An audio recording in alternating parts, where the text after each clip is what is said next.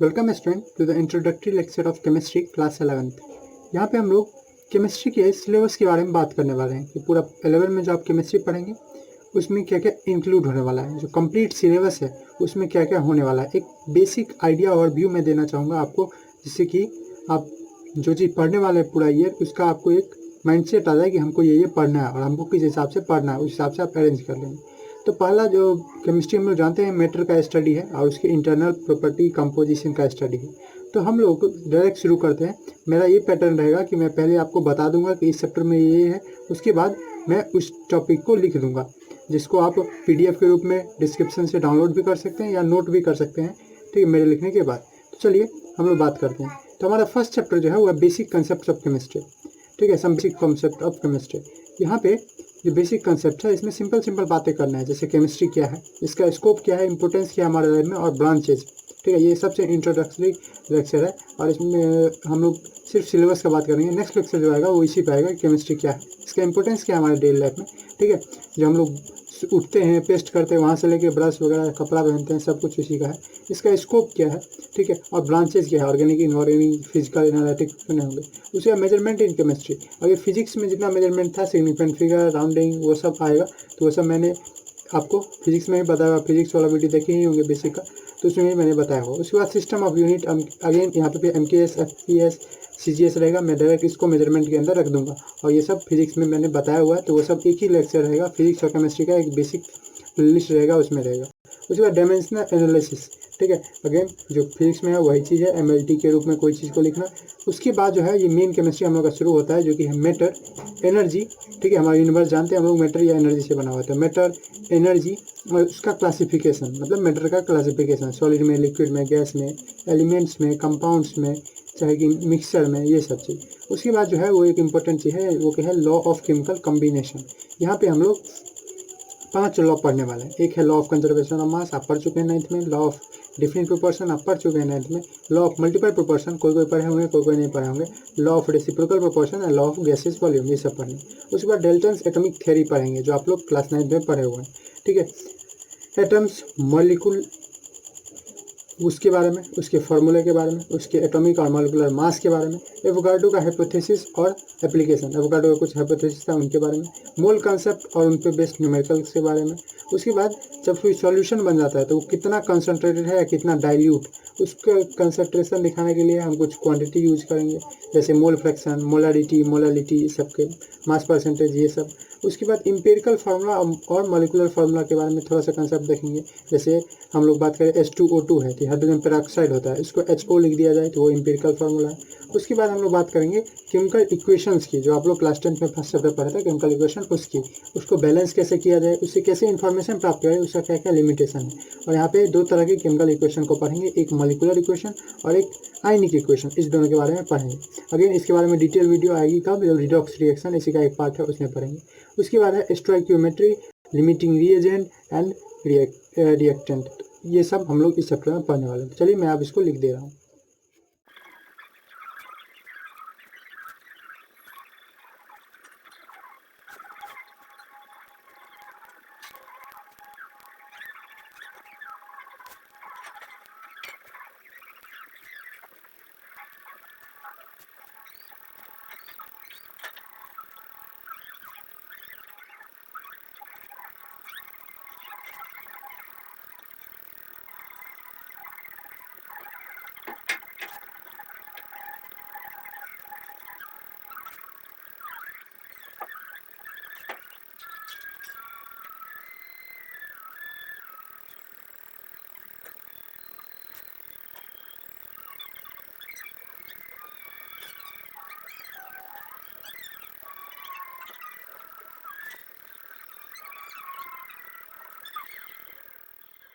ये सब जो है ये था first chapter, some basic concept of chemistry का, ठीक है, ये सब पूरा था।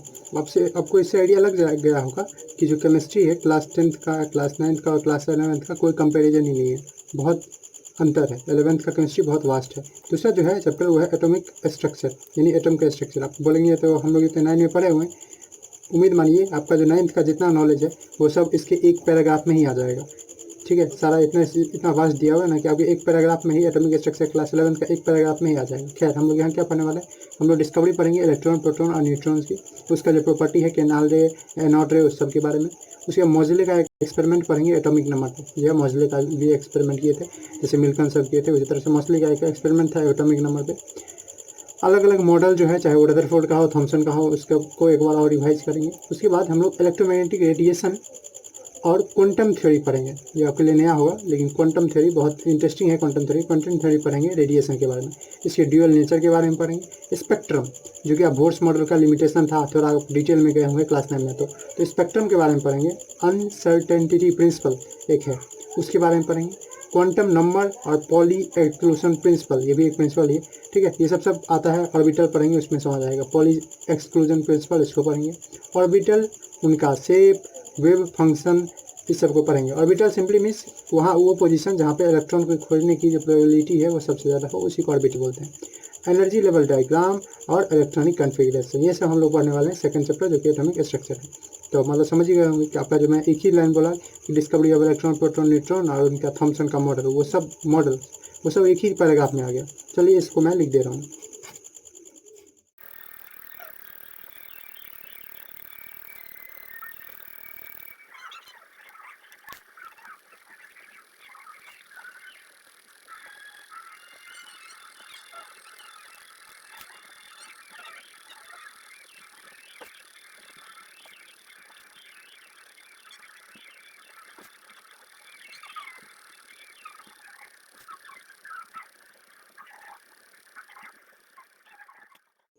ये तो हुआ सेकंड चैप्टर के बारे में, सेकंड यूनिट के बारे में। थर्ड यूनिट जो है हमारा, वो है पीरियोडिक टेबल, या बोल सकते हैं मॉडर्न पीरियोडिक टेबल। ऑफकोर्स इसके बारे में आप थोड़ा सा पढ़ के आए हैं क्लास 10 से ही, और यहाँ पे बहुत ज़्यादा नया चीज़ मिलेगा आपको पीरियोडिक टेबल। और पीरियोडिक टेबल में हम लोग क्या देखने वाले हैं, अगेन हम लोग थोड़ा सा हिस्ट्री देखेंगे, जिसमें मेंडलीफ का या अलग अलग जो क्लासिफिकेशन का ट्राई किया गया था उसको हम लोग देखेंगे। क्या ज़रूरत क्या था आखिर क्लासिफिकेशन का करने का, इसके बारे में देखेंगे। उसके बाद हम लोग देखेंगे कि पोजीशन कैसे डिटरमाइन करें एलिमेंट का, ठीक है। एलिमेंट का अगर इलेक्ट्रॉनिक कॉन्फ़िगरेशन हमको पता है, इलेक्ट्रॉनिक कॉन्फ़िगरेशन जस्ट हम यहाँ से पढ़ के आएंगे, ठीक है। उसके बाद पीरियोडिक प्रॉपर्टी जो होता है, जैसे रेडियस, ठीक है, रेडियस कैसे बढ़ता है घटता है, वो सब चीज़, इलेक्ट्रॉन गेन, इंथैल्पी, इलेक्ट्रोनेगेटिविटी, इस सब के बारे में देखेंगे। उसके बाद हम लोग एक बहुत इंपॉर्टेंट इफेक्ट देखेंगे, स्क्रीनिंग इफेक्ट, जो हमको बहुत आगे काम आएगा। स्क्रीनिंग इफेक्ट और यहीं पे आएगा इफेक्टिव न्यूक्लियर चार्ज, ये दोनों बहुत इंपॉर्टेंट कंसेप्ट है, तो इसको भी हम लोग यहाँ पे पढ़ेंगे।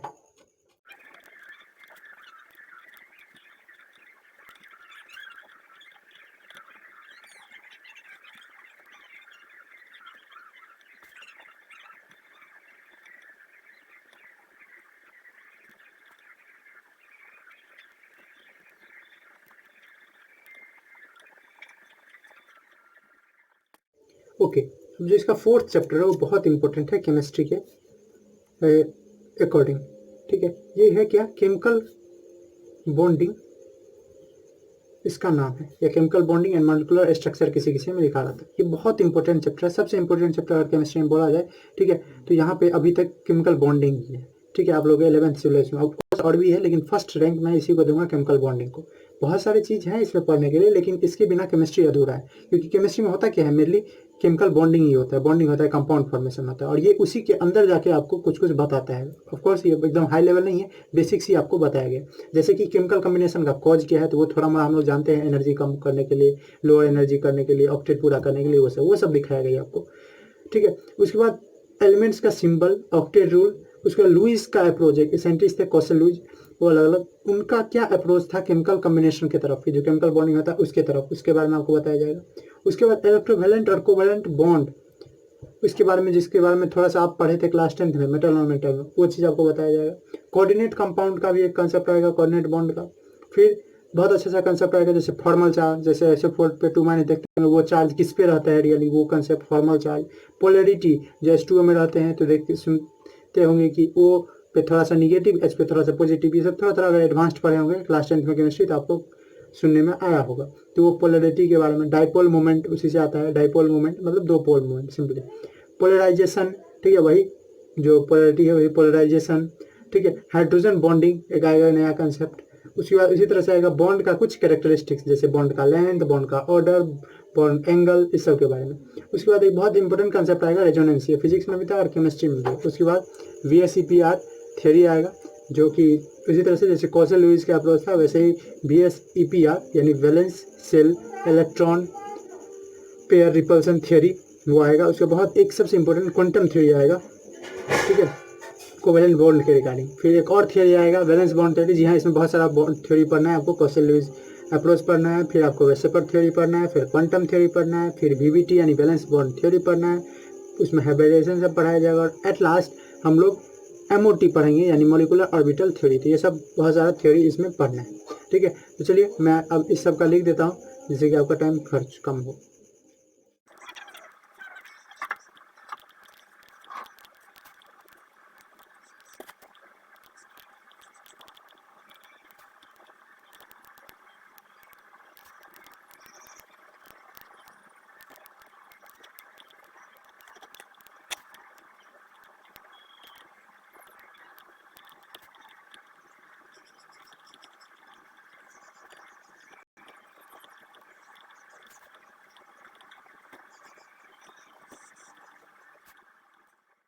ओके, तो केमिकल बॉन्डिंग पढ़ने के बाद आपको केमिस्ट्री में एक बहुत अच्छा इंटरेस्ट आ जाएगा और बहुत अच्छा नॉलेज हो जाएगा थोड़ा मोड़ा, ठीक है, केमिस्ट्री के बारे में। केमिस्ट्री क्या चीज़ के बारे में, कैसे कोई चीज़ होता है, केमिकल कॉम्बिनेशन कैसे होता है, फार्मूला कैसे लिखते हैं, उसको 3D स्ट्रक्चर कैसे देते हैं, इस सब के बारे में आपको पता चल जाएगा। इसके जस्ट नेक्स्ट जो यूनिट है वो हमारा है स्टेट्स ऑफ मैटर, और रियली में स्टेट्स ऑफ मैटर में सिर्फ और सिर्फ गैसियस स्टेट्स को दिखाया गया। तो मैं गैसियस स्टेट्स लिखता हूँ, गैसियस स्टेट या स्टेट्स ऑफ मैटर। आगे जो है लिक्विड और सॉलिड, लिक्विड भी इसी में है, फिजिक्स में मैकेनिकल प्रॉपर्टीज ऑफ फ्लूइड जो आप पढ़ते हैं, और सॉलिड स्टेट क्लास 12th में है, ठीक है, अब 11th में ही आ गया है। तो गैसियस स्टेट और फिर से 12th में चला गया है, मतलब ऐसे ही होते रहता है सॉलिड स्टेट का। अभी जो 2020 चल रहा है, तो इस केस में अभी सॉलिड स्टेट 12th में। तो गैसियस स्टेट में हम लोग सिंपली बात करते हैं स्टेट्स ऑफ मैटर है, ठीक है, एक स्टेट ऑफ मैटर है गैसियस स्टेट, उसके बारे में। गैस के बहुत सारे लॉ है, ठीक है, उसके बारे में, जैसे एवोगाड्रो लॉ है, डाल्टन्स लॉ है, और भी बहुत सारे लॉ है, उसके बारे में बात करते हैं। आइडियल गैस और रियल गैस एक हमारे पास कंसेप्ट आएगा आइडियल गैस का, जैसे हम बहुत सारा चीज़ काइनेटिक एनर्जी, काइनेटिक थ्योरी, इसके बारे में पढ़ेंगे, ठीक। उसके बाद हम लोग पढ़ेंगे कि जो आइडियल गैस है उसका अपना कैरेक्टरिस्टिक होता है, और रियल गैस आइडियल गैस क्यों नहीं कहलाता है, क्या अंतर हो जाता है, ठीक है। अब वहाँ पे ज़्यादा समझेंगे। एक इक्वेशन है बहुत famous, V equal to NRT, इसके बारे में पढ़ेंगे। उसके बाद हम लोग पढ़ेंगे इस चीज़ के बारे में, लिक्विफिकेशन ऑफ गैस, बहुत इंपॉर्टेंट कंसेप्ट है, ये कंपटीशन में भी आता है, और इसका ग्राफ, क्रिटिकल टेम्परेचर वगैरह ये सब पढ़ेंगे, लिक्विफिकेशन ऑफ गैस, ठीक है। और डेविएशन में कौन कौन पार्ट लेता है, जैसे यहाँ पे एक और पढ़ेंगे बहुत इंपॉर्टेंट, जो कि वंडर वाल फोर्स, ठीक है, एक तरह का फोर्स ही है, उस वंडर वाल फोर्स के बारे में पढ़ेंगे। तो यही है गैस स्टेट, एक छोटा सा चैप्टर है। तो चलिए मैं लिख देता हूँ आपके लिए इसका सिलेबस।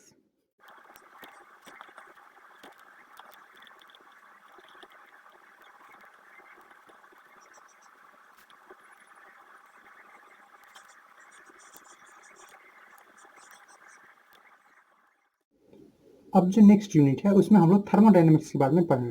ये थर्मोडायनेमिक्स बहुत इंपॉर्टेंट चैप्टर है, बहुत इंटरेस्टिंग भी चैप्टर है। इससे बहुत ज़्यादा आपको प्रैक्टिकल बहुत सारा चीज़ दिखेगा भी, ठीक है। और चूंकि ये केमिस्ट्री में है तो केमिस्ट्री में उतना प्रैक्टिकल नहीं दिखेगा, फिजिक्स में इसका बहुत अच्छा इंपॉर्टेंस है, और फिजिक्स में भी थर्मोडायनेमिक्स हम लोग पढ़ते हैं। अब इसमें पहले हम लोग क्या पढ़ेंगे, कुछ बेसिक टर्मिनोलॉजी, जैसे वर्क क्या होता है, इंटरनल एनर्जी क्या होता है, इसके बारे में पढ़ेंगे, ठीक है, सिस्टम क्या होता है इसके बारे में। बेसिक टर्मिनोलॉजी के बाद हम लोग आएंगे कॉन्सेप्ट पे थर्मल इक्विलिब्रियम, ठीक है, थर्मल इक्विलिब्रियम के बारे में। उसके बाद इसका कुछ लॉ है, जीरो लॉ है, फर्स्ट लॉ है, ठीक है, हाँ जीरोथ लॉ है, जीरोथ लॉ है, फर्स्ट लॉ है, सेकंड लॉ है, थर्ड लॉ भी है, उसके बारे में पढ़ेंगे थर्मोडायनेमिक्स का। फिर इंथैल्पी चेंज और हीट कैपेसिटी, इसके बारे में पढ़ेंगे। इंथैल्पी चेंज सिंपली आप इंथैल्पी थोड़ा सा जानते होंगे, इलेक्ट्रॉन गेन इंथैल्पी, जैसे इलेक्ट्रॉन है ना, है, ठीक, इलेक्ट्रॉन जब गेन करता है कोई भी एटम तो क्या एनर्जी उसको देना पड़ता है वो सब, उसके बाद देना पड़ता है या वो रिलीज करता है। उसके बाद पढ़ेंगे स्पॉन्टेनियस और non spontaneous process. Spontaneous simply mean जो खुद हो जाए, तो स्पॉन्टेनियस नॉन स्पॉन्टेनियस प्रोसेस होता है, उसके बारे में पढ़ेंगे। उसके बाद एक बहुत इंपॉर्टेंट कंसेप्ट है जो कि फ्री एनर्जी, ठीक है, उसके बारे में पढ़ेंगे। फ्री एनर्जी क्या होता है, वो स्टैंडर्ड फ्री एनर्जी, और एक आगे कंसेप्ट बहुत अच्छा गिब्स फ्री एनर्जी, वो बहुत ज़्यादा यूज होगा आगे भी, उसके बारे में पढ़ेंगे, ठीक है। और थर्मोडायनेमिक्स का क्या सिग्निफिकेंस है सारे लॉ का, उसके बारे में पढ़ेंगे। तो यही हम लोग को पढ़ना है थर्मोडायनेमिक्स में। चलिए मैं नोट्स लिख देता हूँ।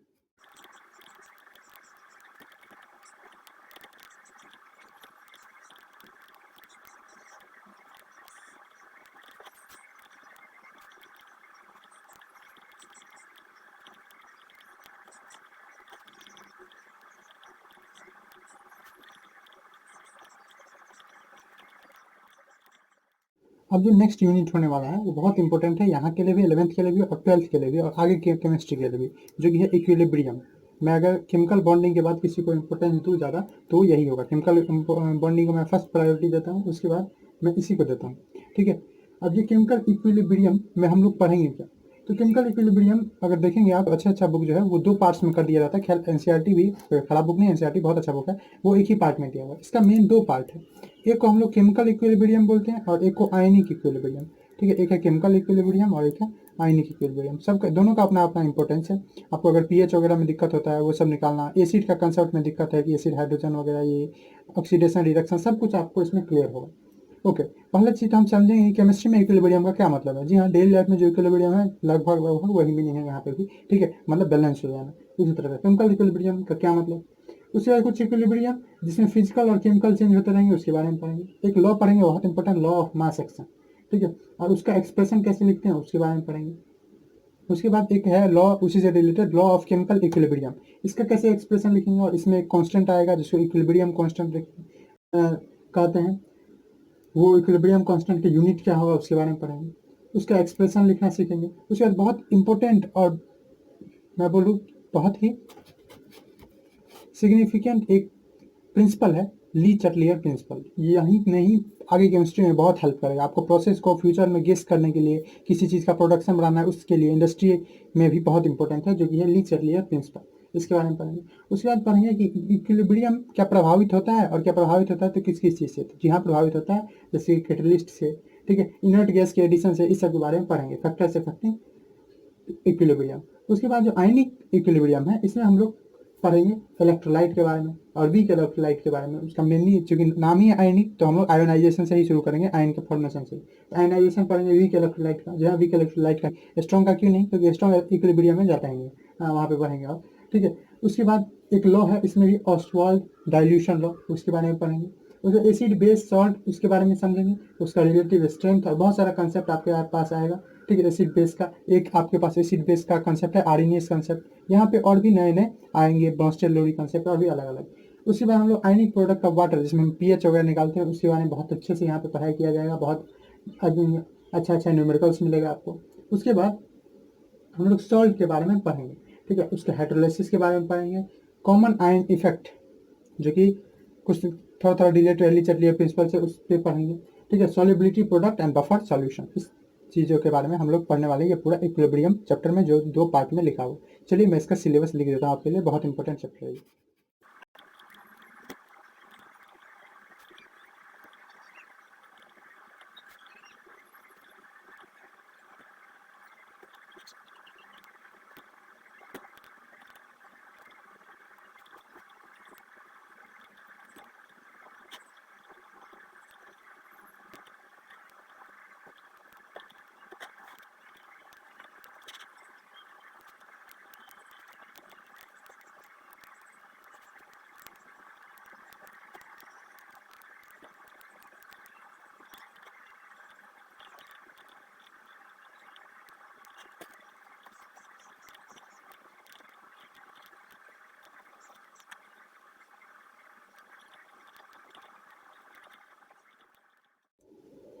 ओके, अब अगर आप एनसीईआरटी फॉलो कर रहे हैं तो आपका जो फर्स्ट पार्ट है वो खत्म हो गया। फर्स्ट पार्ट में आपके एनसीईआरटी में केमिस्ट्री में बस इतना ही है, ठीक है। इसमें कितने यूनिट्स हुए थे, पहले आपका बेसिक कंसेप्ट ऑफ केमिस्ट्री हुआ, फर्स्ट, सेकंड एटॉमिक स्ट्रक्चर हुआ, थर्ड पीरियोडिक टेबल हुआ, फोर्थ केमिकल बॉन्डिंग हुआ, फिफ्थ गैसेस स्टेट हुआ, सिक्स थर्मोडायनामिक्स हुआ, सेवंथ इक्विलिब्रियम हुआ, ठीक है। अब जो नेक्स्ट पार्ट है पार्ट 2, उसमें 4 चैप्टर है। फर्स्ट जो 4 चैप्टर है वो छोटे छोटे हैं, और वो कौन कौन है, तो वो पहला चैप्टर आपको रिडॉक्स रिएक्शन मिलेगा जो कि बहुत इंपॉर्टेंट बहुत है केमिस्ट्री के हिसाब से, केमिस्ट्री के अकॉर्डिंग केमिस्ट्री में बहुत ज़्यादा इंपॉर्टेंस रखता है रिडॉक्स रिएक्शन।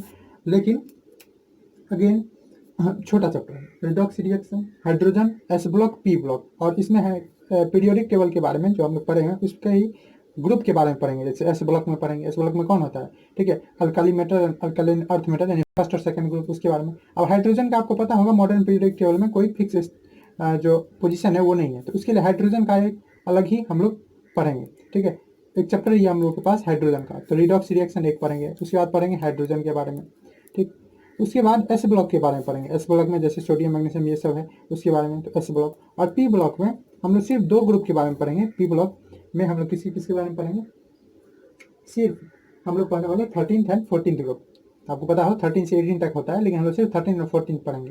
तो और कहाँ गया, तो और सब 15, 16, 17, 18 जो है वो आपको जाएगा 12th में।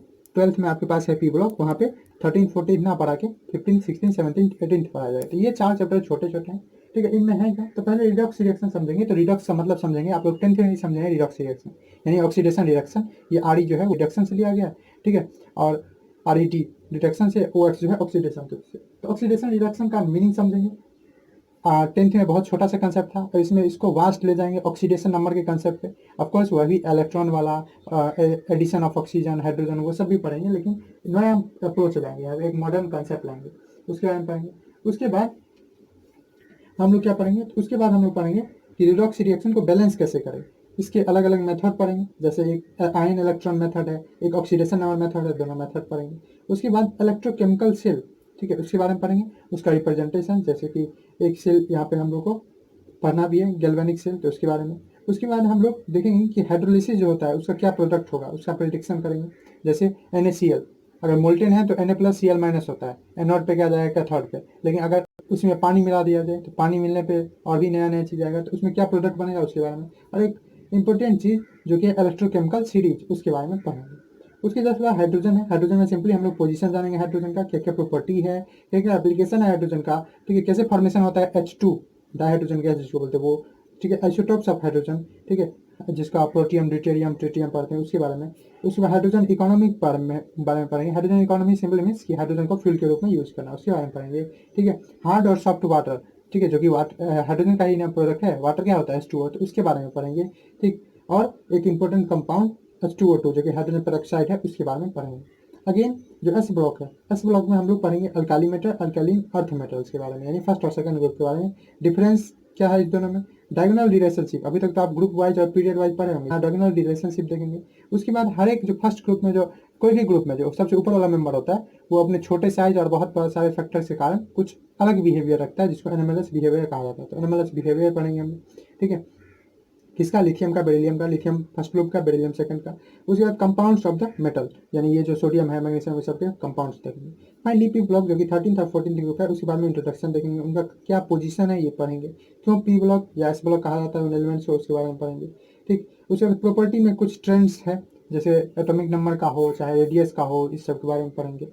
फाइनली अगेन एनोमलस बिहेवियर देखेंगे, बोरोन का, कार्बन का। बोरोन 13th ग्रुप का फर्स्ट नंबर है, और कार्बन 14th ग्रुप का, उसके बारे में पढ़ेंगे, उनके कंपाउंड्स के बारे में देखेंगे, ठीक है। तो यही चीज़ हम लोग को ये 4 चैप्टर में करना है। 4 चैप्टर को मैं अभी लिख दे रहा हूँ, अगर आपको दिक्कत हो मैं नोट्स लिखूंगा, उस टाइम में आपको जल्दी जल्दी भागेगा वीडियो, तो उस टाइम में अगर आपको दिक्कत हो कि ये लिखना है, तो आप पीछे जाके फिर से रिडॉक्स रिएक्शन का देख लीजिएगा। चलिए,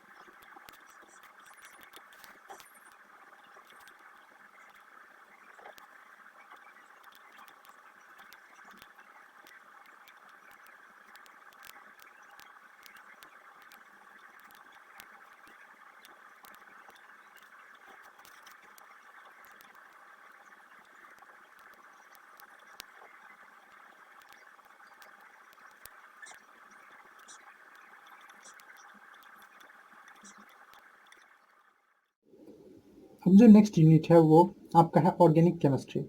और मैं सजेस्ट करूंगा आपको केमिस्ट्री में कि ऑर्गेनिक केमिस्ट्री, अभी तक अगर इस सब में खेल कर दिए, ये 4 चैप्टर है, इस 4 चैप्टर में बच्चे खेल कर लेते हैं, ठीक है, तो कोई बात नहीं। लेकिन अब जो आने वाला है ऑर्गेनिक केमिस्ट्री, उसमें खेल करने की कोशिश नहीं कीजिएगा, बच्चों को हैवी लगने लगता है ये एक टाइम के बाद।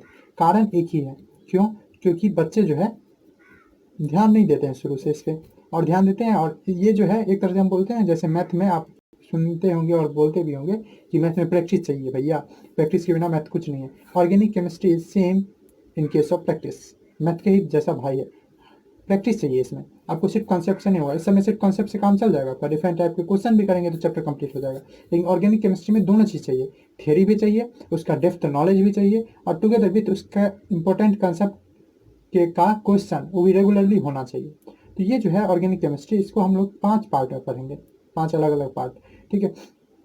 इसके बाद में छोटा छोटा मैंने पार्ट कर दिया आसानी के लिए। पहला जो पार्ट होगा उसमें हम लोग कुछ हिस्ट्री के बारे में पढ़ेंगे, ऑर्गेनिक केमिस्ट्री के बारे में, कि organic chemistry as a separate branch क्यों पढ़ाया जाता है, क्योंकि हम लोग जानते हैं 10th में भी आप पढ़े होंगे कि ऑर्गेनिक केमिस्ट्री जो है वो सिर्फ कार्बन के बारे में पढ़ाई करता है, ठीक है, उनके कुछ कंपाउंड को, कार्बोनेट, बाइकार्बोनेट, ऑक्साइड, डाइऑक्साइड को छोड़ के। अब हाँ, आप 10th में भी ऑर्गेनिक केमिस्ट्री पढ़े हैं तो उसका कंपेरिजन नहीं कीजिएगा, ठीक है, वो मैं पहले ही बोल चुका हूँ कि 10th का जो पूरा केमिस्ट्री है वो इसके एक पैरा में आ सकता है, ठीक है, 11th के एक पैराग्राफ में आ सकता है, तो इसलिए वो कंपेरिजन तो छोड़ ही दीजिए। तो पहला जो रहेगा उसमें हम लोग कुछ हिस्ट्री के बारे में जानेंगे, ऑर्गेनिक केमिस्ट्री के बारे में, कि क्यों ऑर्गेनिक केमिस्ट्री पढ़ना है, हमारे डेली लाइफ में क्या इंपॉर्टेंस है, कुछ बेसिक रीजन, ठीक है, इसको अलग पढ़ने का, ठीक है, उसके बारे में, इसका क्या क्या सोर्स है उसके बारे में, ठीक है, क्या कन्फ्यूजन था ओल्ड कंसेप्ट और न्यू कंसेप्ट ऑर्गेनिक केमिस्ट्री का उसके बारे में।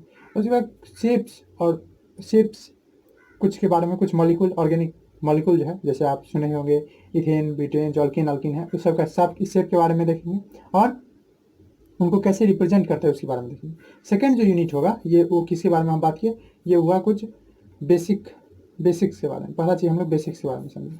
दूसरा जो पार्ट होगा हमारा, वो दूसरा पार्ट होगा हमारे पास नोमेनक्लेचर एंड क्लासिफिकेशन। यहाँ पे हम लोग अलग अलग जो ऑर्गेनिक मॉलिक्यूल है उसके नाम, उसको नाम देना सीखेंगे, ठीक है, कैसे नाम दिया जाता है वो सब, ठीक है, क्या नेम देने का क्या रूल है, फंक्शनल ग्रुप के बारे में यही पढ़ेंगे। होमोलॉगस सीरीज आप लोग 10th में पढ़े, उसके बारे में पढ़ेंगे। उसके बाद हम लोग पढ़ेंगे सैचुरेटेड और अनसैचुरेटेड का कंपाउंड के बारे में भी थोड़ा।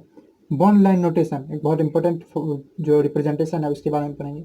आईयूपीएसी नोमेनक्लेचर ऑफ कोर्स पढ़ेंगे। आइसोमेरिज्म बहुत इंपॉर्टेंट कंसेप्ट है, आइसोमेरिज्म कोई तो अलग ही कर देते हैं, पर इसको हम लोग यहीं भी पढ़ेंगे, और पूरा जो आइसोमेरिज्म है उस सबको कवर करेंगे, चाहे अलग अलग टाइप। हाँ, आप 10th में आइसोमेरिज्म पढ़े हैं लेकिन वो छोटा सा पार्ट था, ठीक है, सिर्फ चेन आइसोमेरिज्म पढ़े हैं। यहाँ chain isomerism, position isomerism, ring chain isomerism, ring chain, उसके बाद हम लोग फंक्शनल आइसोमेरिज्म, मेटामेरिज्म, टोटोमेरिज्म, अलग अलग तरह का आइसोमेरिज्म है, इसके बारे में पढ़ेंगे। उसके बाद हम लोग जो है वो पढ़ेंगे जीओसी, जो कि हार्ट है ऑर्गेनिक केमिस्ट्री का। जीओसी कहने का मतलब जनरल ऑर्गेनिक केमिस्ट्री। इसमें हम लोग देखेंगे कि आखिर हो क्यों रहा है, जो ऑर्गेनिक रिएक्शन सब जो होता है उसके बारे में, ठीक है। उसमें देखेंगे कि कैसे कोई कंपाउंड फॉर्म होता है, अल्केन या अल्कीन कैसे फॉर्म होता है, फंक्शनल ग्रुप कैसे फॉर्म होता है, यानी इलेक्ट्रॉन कैसे डिस्प्लेस होता है, तो इलेक्ट्रॉन डिस्प्लेसमेंट इफेक्ट देखेंगे, जिसमें हम लोग रेजोनेंस, इंडक्टिव इफेक्ट, अलग अलग मेसोमेरिक इफेक्ट सब के बारे में पढ़ेंगे। कुछ और भी टर्म पढ़ेंगे जो कि बहुत इंपॉर्टेंट होगा, जैसे कि बात करें बॉन्ड क्लीवेज के बारे में, मतलब बॉन्ड जब टूटता है तो क्या होता है, बॉन्ड क्लीवेज क्या होता है। रिएक्शन इंटरमीडिएट, मतलब कोई कंपाउंड आप सुनते होंगे या समझते भी होंगे कि कोई रिएक्शन जो है एक ही बार में नहीं खत्म हो जाता है, पार्ट्स में होता है, तो वही बीच में फॉर्मेशन रिएक्शन इंटरमीडिएट, जो कि बहुत इंपॉर्टेंट है ऑर्गेनिक रिएक्शन के बारे में, उसके बारे में। अब ऑर्गेनिक रिएक्शन के बारे में अलग अलग सब्स्टिट्यूशन रिएक्शन, एडिशन रिएक्शन, ठीक है, इस सब के बारे में पढ़ेंगे। प्यूरिफिकेशन कैसे होता है इसके बारे में भी इसी में पढ़ेंगे। उसका फोर्थ पार्ट जो होगा वो हमारा क्वालिटेटिव एंड क्वांटिटेटिव एनालिसिस होगा, जो कि एनालिटिकल केमिस्ट्री का पार्ट है। तो इसके बारे में हम लोग करेंगे फोर्थ पार्ट, जो कि है एनालिटिकल केमिस्ट्री। तो यहाँ क्वालिटेटिव एंड क्वांटिटेटिव एनालिसिस करेंगे। तो इसका क्या मतलब है, इसका मतलब है कि किस कोई हमको सैंपल दिया जाएगा और उसे पता लगाना रहेगा कि उसमें कौन सा ऑर्गेनिक मॉलिक्यूल है, ठीक है, कौन सा फंक्शनल ग्रुप है या क्या है, उसको फाइंड करना, उसमें कौन एलिमेंट प्रेजेंट है उसके बारे में, ठीक है, छोटा सा यूनिट रहेगा, 1 या 2 लेक्चर आएगा इस पर। उसके बाद हम लोग पढ़ेंगे फाइनली हाइड्रोकार्बन्स के बारे में, वेरी इंपॉर्टेंट, ठीक है। और क्लास 12 में बता दूं एक बुक ही है ऑर्गेनिक केमिस्ट्री का, पार्ट 2 जो है वो ऑर्गेनिक केमिस्ट्री का ही पूरा बुक है। तो आप इस सब को अगर छोड़ रहे हैं, मतलब 12th में आप अपना आधा से ज़्यादा नंबर छोड़ रहे हैं, ठीक है, तो इस सब को छोड़ने का कोशिश नहीं कीजिएगा, जितना बताएं। उसके जस्ट लास्ट में एक इन्वायरमेंटल केमिस्ट्री है, पता नहीं क्यों दे दिया गया है इतना, इसको मतलब इतना पढ़ने के बाद आपको एक आसान लगे इसलिए ये दिया हुआ इन्वायरमेंटल केमिस्ट्री। लेकिन हाँ, बहुत इंपॉर्टेंट है इन्वायरमेंटल केमिस्ट्री, सिलेबस के लिए नहीं, हम लोग को जानने के लिए। रियल में जो केमिस्ट्री है इससे बहुत सारा अलग अलग चीज़ें होती है, ठीक है, पॉल्यूशन होता है या डिफरेंट डिफरेंट कंपाउंड होता है, अभी भी आप सुने होंगे, या आप कितने जगह जो है वो क्या हो जाता है, वाइजैक में अभी सुने होंगे, विशाखापट्टनम में गैस लीकेज हो गया है। तो ये सब जो हो रहा है, हार्मफुल केमिकल सब निकल रहा है, इस सब का कैसे निदान किया जाए, वहाँ ग्रीन केमिस्ट्री का कंसेप्ट देखेंगे। तो एट लास्ट हम लोग का ये लास्ट चैप्टर रहेगा, वो रहेगा इन्वायरमेंटल केमिस्ट्री। तो यही करने के बाद हम लोग का जो केमिस्ट्री का सिलेबस है वो कंप्लीट हो जाएगा, ठीक है, इन्वायरमेंटल केमिस्ट्री। तो चलिए मैं इस सब का जो सिलेबस है, मेन पॉइंट है वो मैं लिख दे रहा हूँ।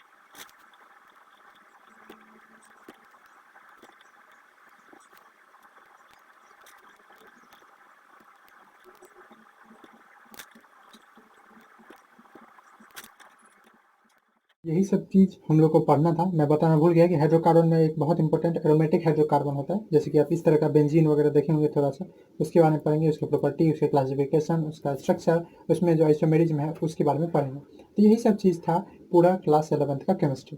आप आराम से, हमें केमिस्ट्री जो है वो कंपेरेटिवली ईजी है, दूसरे सब्जेक्ट के मुकाबले, मैथ और फिजिक्स और बायोलॉजी के मुकाबले ईजी है। आप अगर अच्छे से पढ़ते जाएंगे, आप में ज़्यादा मेहनत का जरूरत नहीं होगा। हाँ, ऑर्गेनिक केमिस्ट्री में थोड़ा सा प्रैक्टिस का जरूरत जरूर होगा।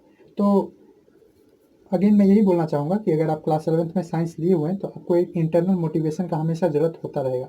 आपको कभी भी हारना नहीं है कि अरे अभी तो नहीं हो रहा, मुझे नहीं हो पाएगा। आपके मन में बहुत बार आएगा, हर एक क्लास 11th के बच्चों के मन में आता है, पर आप अपने मेहनत के साथ लगे रहिएगा।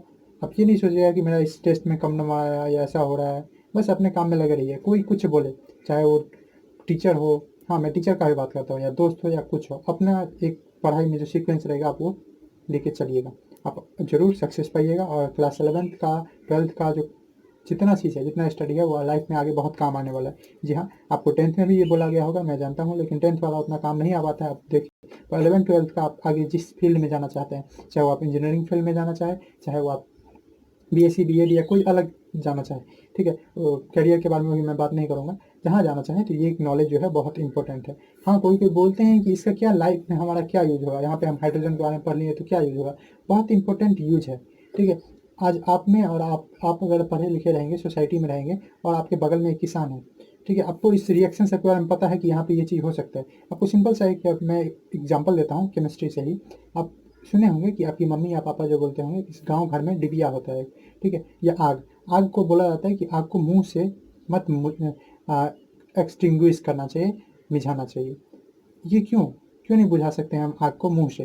ठीक है, क्योंकि मुंह से कार्बन डाइऑक्साइड निकलता है, और वहाँ पे भी आग में भी कार्बन डाइऑक्साइड प्रोड्यूस हो रहा है। तो कार्बन डाइऑक्साइड मिलकर कार्बन मोनोऑक्साइड बनाता है, जो कि जहरीला है हमारे ब्लड के लिए। तो केमिस्ट्री हर जगह है हमारे आसपास में। हम जो पेस्ट यूज कर रहे हैं, हम जो कपड़ा पहने हुए हैं, हम जिस पेन से, इस पेन का इंक, उसमें भी केमिस्ट्री है। कॉपी जो है वो सब केमिस्ट्री है। इसलिए केमिस्ट्री बहुत इंपॉर्टेंट है हमारे डेली लाइफ में। खैर, इंपॉर्टेंस के बारे में तो हम लोग आगे के लेक्चर में देखेंगे। तो यस, ये सब नॉलेज है, इस सब का नॉलेज का यूज है। इतना एक्सटेंसिव यूज नहीं है, मैं भी जानता हूँ, पर नॉलेज का यूज है, ठीक है। ये सब के लिए नहीं बना गया कि जो पहले जो बनाया गया था, साइंस बनाया गया उनके लिए जो साइंस की फील्ड में आगे बढ़ना चाहते हैं, रिसर्च की फील्ड में या दूसरे फील्ड में, ठीक है। ऑफकोर्स अब अलग अलग फील्ड बन गया, तो इसीलिए कुछ एक्स्ट्रा है। लेकिन हाँ, ये सोसाइटी में ये बोलना कि इस पढ़ाई का कोई काम नहीं है, गलत बोल रहा है जो भी बोल रहा है। आप दूसरे जो भी बोल रहे हैं उससे ध्यान हटाइए, अपने में लगे रहिए। इस तरह से देखते रहिए। Thanks for watching.